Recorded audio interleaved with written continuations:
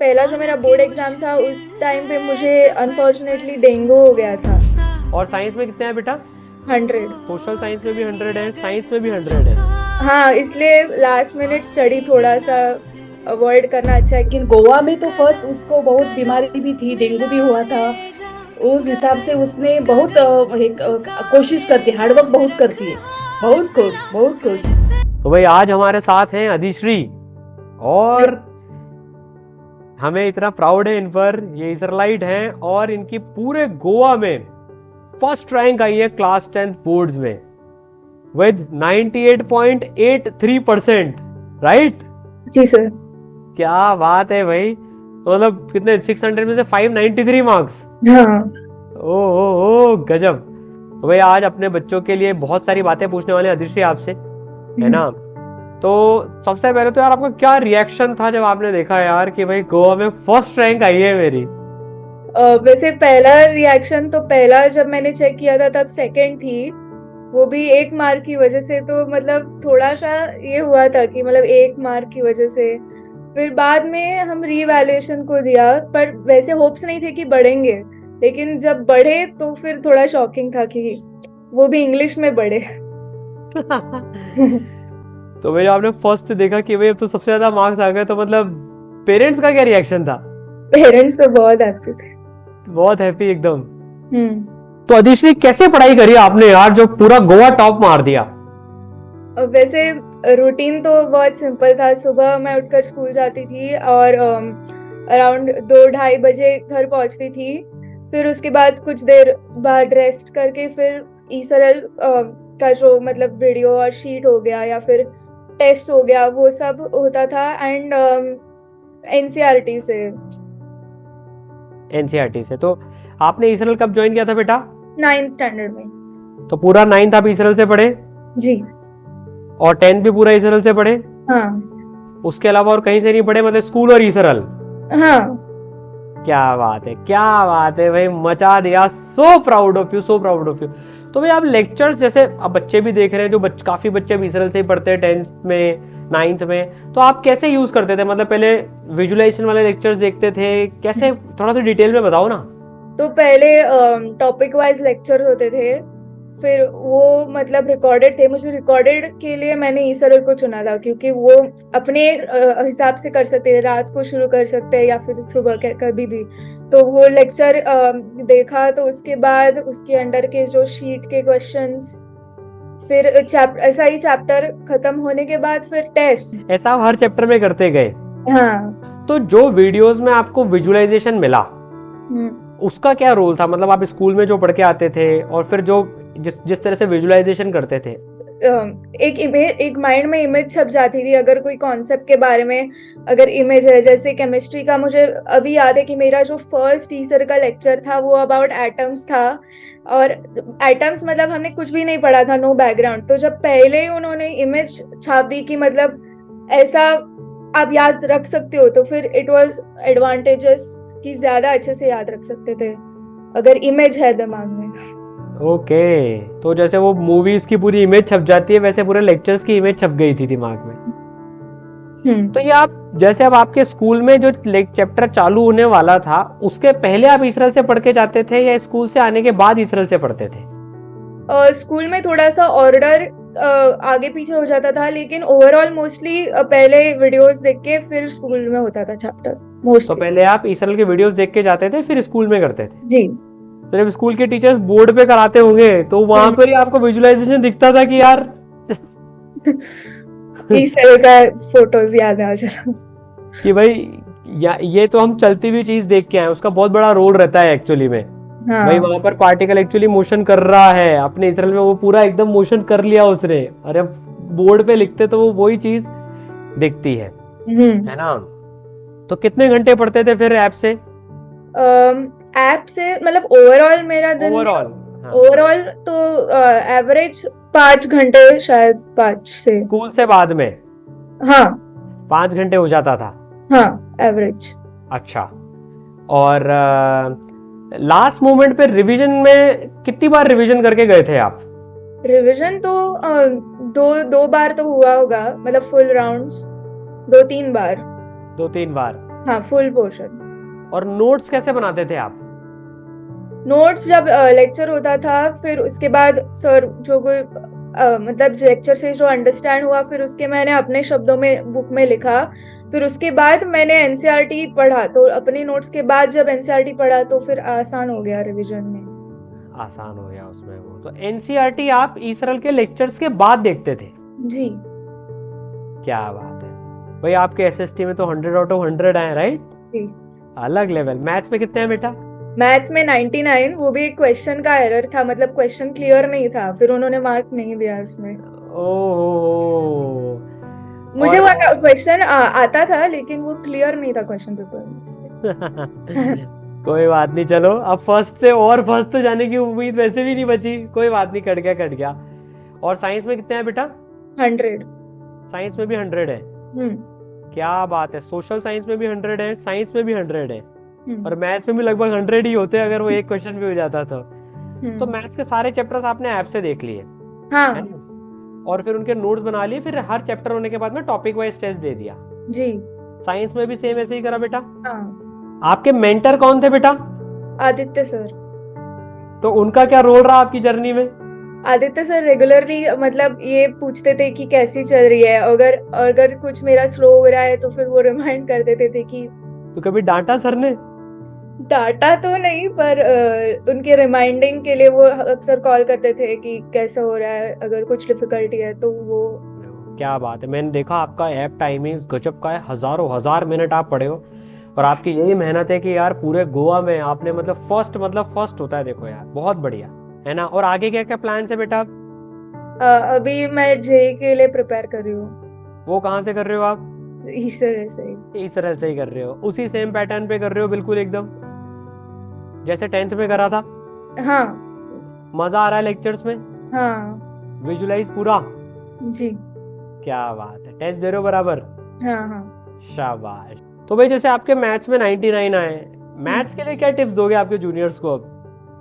Maths में अगर subject wise हो तो फिर पहले कॉन्सेप्ट तो क्लियर करना चाहिए, जैसे मैंने वीडियोस में देखा और शीट सॉल्व किया, वो हो गया। फिर उसके बाद कोई अगर आपको रेफरेंस बुक मिले, वैसे इस तरह की शीट और एनसीईआरटी काफी है बोर्ड के लिए, बट रेफरेंस बुक अगर वो हो, अगर आपके पास टाइम हो तो वो सॉल्व, मतलब अगर आपने ज्यादा सॉल्व किया तो अच्छा होगा मैथ्स के लिए प्रैक्टिस में, फिर वो फॉर्मूले वगैरह ज्यादा अच्छे याद रहते हैं। ये मैथ्स के लिए मैंने मतलब कॉन्सेप्ट के लिए टाइम स्पेंड करना है, और उससे ज्यादा टाइम मैंने सॉल्विंग में ऐसे स्पेंड किया। अच्छा, मतलब ज्यादा टाइम आपने सॉल्विंग में स्पेंड किया, मतलब पर शुरू में तो कॉन्सेप्ट्स में भी काफी टाइम स्पेंड करा होगा? हाँ हाँ, वो ज्यादा इम्पोर्टेंट है। तो जैसे एक लेक्चर ऑन एन एवरेज अगर हम देखें तो आपने 2 बार तो देखे ही होंगे ना पूरी 10th क्लास में, या कितनी बार देखे होंगे आपने? वैसे एक लेक्चर में मुझे समझ आता था, लेकिन अगर कोई प्रॉब्लम है तो फिर एडवांटेज ये था कि मैं फिर से देख सकती थी। फिर से देख सकते थे उसमें, ओके ठीक है। और साइंस के लिए? साइंस के लिए तो 10 तक ज्यादा थियरी है, लेकिन कुछ चीजें जो न्यूमेरिकल्स वगैरह है उसके लिए भी सेम की टेक्स्ट बुक से कॉन्सेप्ट्स पहले, फिर अगर कुछ प्रैक्टिस हो जैसे थोड़े न्यूमेरिकल्स के लिए। तो वो आप पूरे नोट्स आप लेक्चर्स कैसे, जैसे आप वीडियो देख रहे हो इसरल का है ना, जैसे आप देखते थे तो उसमें पॉज कर करके नोट्स बनाते थे, या पूरा एक बार देखने के बाद फिर नोट्स बनाते थे? जैसे एक टॉपिक हो गया तो वो देखा, फिर उसके बाद मैंने नोट्स बनाए, फुल लेक्चर के बाद नहीं, एक एक टॉपिक के बाद, एक एक सब टॉपिक के बाद में। तो जैसे अगर मान लो 20 मिनट का कोई सब टॉपिक है तो उसको पूरा देखने के बाद आप नोट्स बनाते थे? नहीं, जैसे पॉज जैसे कर करके सब टॉपिक हो, हाँ पॉज करके, जैसे सब टॉपिक होते थे उसमें। आपकी 10th की जर्नी में सबसे बड़ा स्ट्रगल क्या था? सबसे बड़ा तो स्ट्रगल मुझे ये याद आता है कि मेरे जो पहले तो हमारे 2 बोर्ड्स थे, क्योंकि इस साल तक ही 2 बोर्ड्स थे, और पहला जो मेरा बोर्ड एग्जाम था उस टाइम पे मुझे अनफॉर्चुनेटली डेंगू हो गया था। तो उन्होंने फिर मुझे री एग्जाम आंसर नहीं करनी दी, मतलब मुझे उसी टाइम पे करना था, तो उस टाइम पर थोड़ा सा टफ हुआ, लेकिन मैनेज हो गया। मैं समझा नहीं, मतलब पहला बोर्ड की कितनी तारीख कब हुआ था आपका? पहला बोर्ड नवंबर एंड। टर्म 1 मतलब? हाँ। तो उसमें आपको डेंगू हो गया था? हाँ। तो फिर आपका वो एग्जाम दे पाए थे, नहीं दे पाए थे आप वो? हाँ, मुझे तभी देना था। तो तो फिर आपने डेंगू की हालत में वो एग्जाम दिया बोर्ड का? जी। ओहो, और ये जो आपकी परसेंटेज है दोनों मिलाकर है कि सेकंड टर्म की है? नहीं नहीं, दोनों मिलाकर। तो ये आपने गोवा टॉप मतलब डेंगू की हालत में भी कर लिया पूरा? हाँ, मेरे पेरेंट्स ने हेल्प किया, मतलब वो मेडिसिन वगैरह। अरे बाप रे। तो जब आपको डेंगू हुआ था तब कितने नंबर आए थे? तब मेरा डेंगू के टाइम पे हिस्ट्री और ज्योग्राफी का पेपर था और साइंस, तो उसमें फुल आ गया था। ओहो, अरे बाप रे। तो आपकी जो प्रीवियस तैयारी थी वो एकदम जबरदस्त थी कि भाई? हाँ, इसलिए लास्ट मिनट स्टडी थोड़ा सा अवॉइड करना अच्छा है, क्योंकि लास्ट मिनट अगर कुछ हो गया तो फिर डिफिकल्ट हो जाता है। पर भाई आपने मतलब ये तो गजब की बात है, तो गजब भाई। तो आपको लग रहा था, मतलब आपने हिम्मत कैसे रखी भाई? डेंगू में तो बहुत तेज बुखार आता है। हाँ, कितने तक बुखार जाता था आपका? 103 तो जाता था। तो 103 के उसमें आप एग्जाम दे के आए हो एक्चुअली? हाँ। ओहो, आप इतनी हम्बली इसको बता रहे हो कि सर 103 में तो एग्जाम दे दिया और फोड़ दिया, मतलब एकदम। यार नॉर्मल उसमें एग्जाम देने में इतने नंबर नहीं आते, आप 100 दी के पेपर में। तो भाई टेम्परामेंट कैसे मेंटेन रखा आपने टेम्परेचर के साथ में? नहीं, मेरे पेरेंट्स ने मुझे ज्यादा सपोर्ट दिया, मतलब उन्होंने मुझे बताया कि उन्होंने मुझे हेल्प किया, मतलब वो जो डेंगू में मेडिसिन वगैरह होते हैं, फिर उन्होंने मुझे मोटिवेट किया। फिर मेरा भाई भी था, तो वो मोटिवेशन था कि हो सकता है। हेलो, हाँ नमस्कार साहब। नमस्कार, गुड इवनिंग। गुड इवनिंग, कैसे हैं आप? ठीक हो, आप कैसे हो? एकदम बढ़िया। बहुत बहुत बहुत बधाई हो आपको आदिश्री के एकदम फर्स्ट रैंक लाने पर। Thank you, thank you. कैसा लग रहा है आपको? बहुत खुश, बहुत खुश। ऐसा पता था कि यार फर्स्ट रैंक ही आ जाएगी पूरे गोवा में? गोवा स्कूल में एक्सपेक्ट कर रही थी, स्कूल में आती थी, मुझे कौन से भी कॉम्पिटिटिव एग्जाम में वो करती है, जो हमारा स्टेट लेवल कॉम्पिटिटिव एग्जाम्स होता है ना, 5th स्टैंडर्ड से, वो पहले से ही करती थी। हाँ। तो स्कूल में फर्स्ट आएगी ऐसा था, लेकिन गोवा में तो फर्स्ट, उसको बहुत बीमारी भी थी, डेंगू भी हुआ था। उस हिसाब से उसने बहुत कोशिश करती, हार्डवर्क बहुत करती है। अरे क्या तो, बात है। तो भगवान ने उसको उसकी ये किया, उसकी हमारी प्रार्थना, उसका हार्डवर्क, आपका कोचिंग। तो आपको 2 साल का एक्सपीरियंस आपका अभी तक कैसा रहा 9th-10th का इसरल के साथ में? Very good, very good. Satisfied हैं आप? हाँ, सेटिस्फाइड। बराबर इसकी अब तो रिजल्ट ही इतना जबरदस्त आ गया, मतलब ये तो पूरे गोवा में ही एकदम। आपको अधिश्री से क्या एडवांटेज रहे, मैं अगर ऐसे पूछूं कि आप अगर ऑफलाइन जाते हैं उसके बनस्पत अब आपकी फर्स्ट रैंक आ गई, तो ऑनलाइन पढ़ने के आपको क्या एडवांटेज रहे? ऑनलाइन तो मुझे मेजर एडवांटेज है कि फ्लेक्सिबिलिटी। आप मैं कभी भी 10 बजे भी चैप्टर शुरू कर देती थी, रात को 11 बजे भी, वो भी, और सुबह भी कर सकते हैं। तो मुझे ये ज्यादा सबसे बड़ा एडवांटेज लगा। और विजुअलाइजेशन में? हाँ, वो भी है, मतलब ऑनलाइन के बाद उनके एनिमेशन वगैरह। अब जैसे क्लास 11 में जेई की तैयारी कर रही है ये, हाँ, तो बिल्कुल उसी तरह से रूटीन फॉलो करती है? हाँ। बिल्कुल उसी तरह से रूटीन कभी फॉलो कभी करती है। कभी उसको ये होता है कि मुझसे होगा, डेली पूछती है मुझसे होगा, ऐसा कुछ उसका ये है कभी कभी। ये तो होता है, पर होगा भाई। देखो फर्स्ट रैंक लाने की भी नहीं पता था ना कि आ जाएगी। जब ऐसे टॉप आईआईटीज मिल जाएगी ना, तो भी लगेगा कि यार अब तो हो गया। नमस्कार सर। नमस्कार। आपको बहुत बहुत बहुत बधाई हो। Thank you. आदिश्री ने जो काम करके दिखाया है ना, बिल्कुल एकदम जबरदस्त। पूरे गोवा में नाम रोशन कर दिया। Yes yes yes, we are proud of it. हाँ, आपको कैसा लगा जब पता पड़ा कि भाई गोवा में फर्स्ट आ गए अब तो अपन? वो तो मुझे पता था फर्स्ट सी में वो आएंगी, क्योंकि नंबर्स का हर एक पेपर का ना एक मार्क का हिसाब चल रहा था पेपर के बाद। अच्छा, तो मैंने आंटी से भी ये पूछा था कि जैसे आपने ईसरल ज्वाइन करा दिया क्लास 9 में, तो हमारी भी बहुत खुशनसीब बात है कि ऊपर वाले ने अधिश्री को ईसरल के पास में भेजा।